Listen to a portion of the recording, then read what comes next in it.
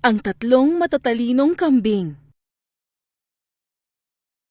Noong unang panahon, may tatlong matatalinong kambing. Nakatira sila sa madamong gilid ng burol, malapit sa ilog. Mayroong munting matalinong kambing. Me! Panggitnang matalinong kambing. Me! At malaking matalinong kambing. Ang pinakamalaki sa magkakapatid. Mahilig silang kumain ng matamis na luntiang damo buong araw at uminom ng malamig na sariwang tubig mula sa ilog. Ang tatlong magkakapatid ay masayang nakatira sa gilid ng burol. Sila ay kumain buong araw.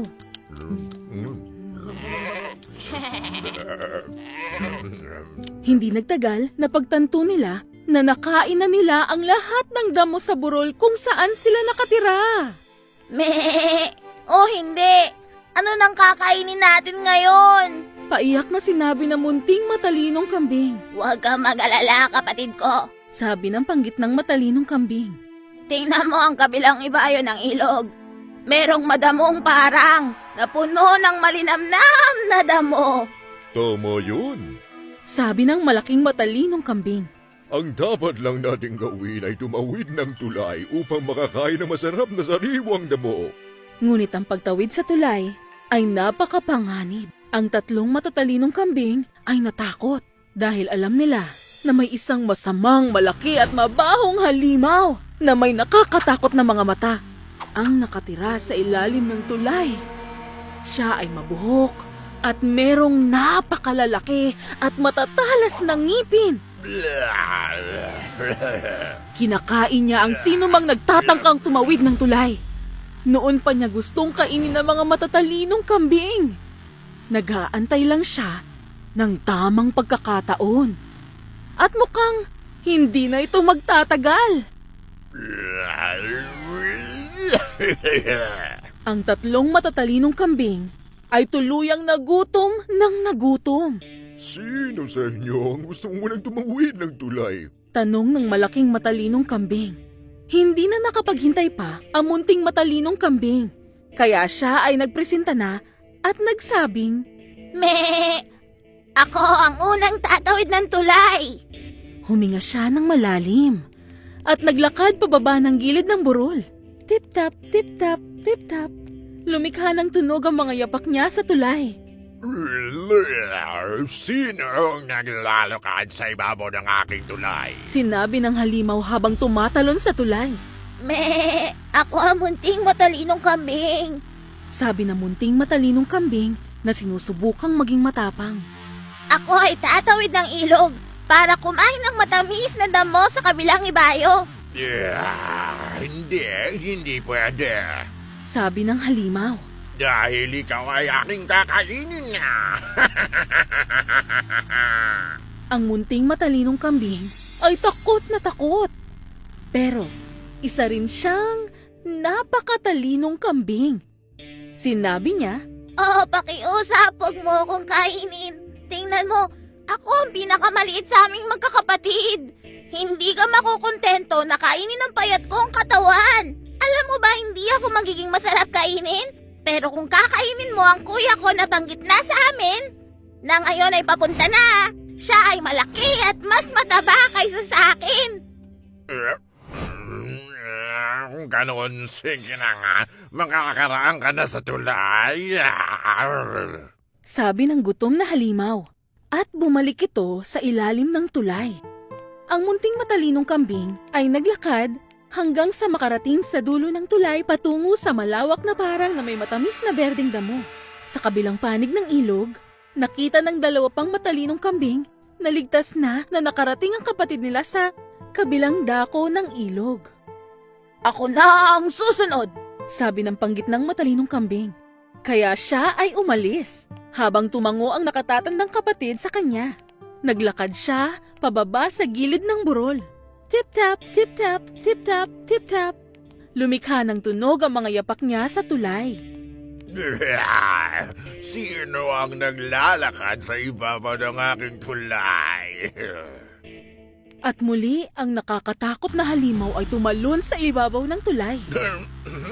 Me, Iyon ay ako, ang panggitnang matalinong kambing. Tatawid ako ng ilog para samahan ang nakababata kong kapatid sa parang. Hindi pwede. Galit na sinabi ng halimaw.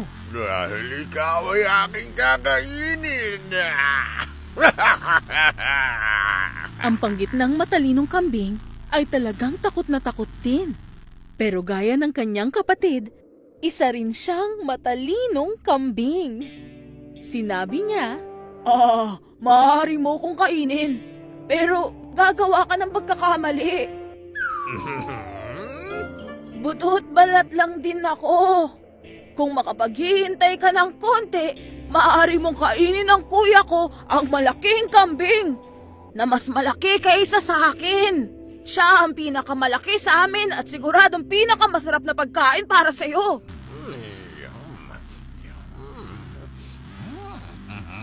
Kung ganon, sige na nga, makakarang ka na sa tulay. Sabi ng masibang halimaw habang natatakam na. At muli, siya ay nagbalik sa ilalim ng tulay. Ang panggitnang matalinong kambing ay naglakad hanggang sa makarating sa dulo ng tulay, patungo sa malawak na parang at sinamahan ng kanyang kapatid. Sa kabilang panig ng ilog, nakita ng malaking matalinong kambing na ligtas na ang kanyang parehong mga kapatid sa malagong luntiang parang. Kaya naglakad siya pababa sa gilid ng burol. Tip-top, tip-top, tip-top. Lumikha ng tunog ang mga yapak niya sa tulay na kahoy. Tumalon ang halimaw sa ibabaw ng tulay sa ikatlong pagkakataon. Sino kaya itong naglalakad sa ibabaw ng aking tulay? Iyon ay ako, ang malaking matalinong kambing. Tatawid ako ng ilog para makasama ang mga kapatid ko sa parang. Hindi pwede. Muling atungal ng halimaw. Dahil ikaw ay aking kakainin na at ako ay gutom na. Gutom na!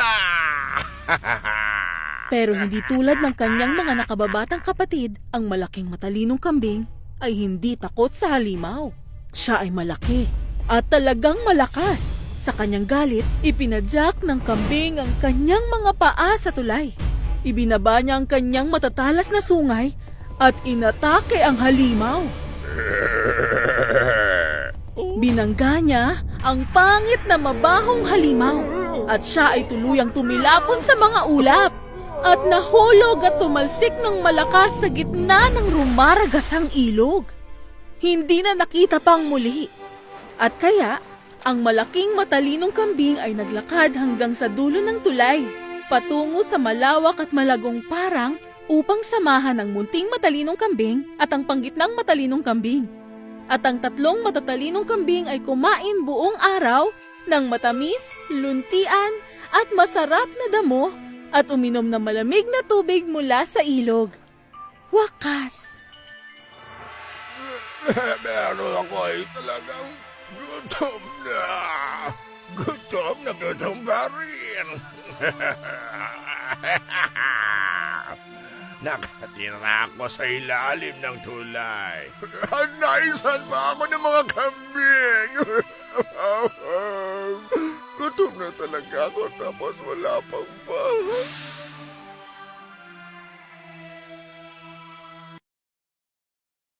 If you enjoyed this story, please like and subscribe our channel and press the bell icon to get future updates. And don't forget to comment.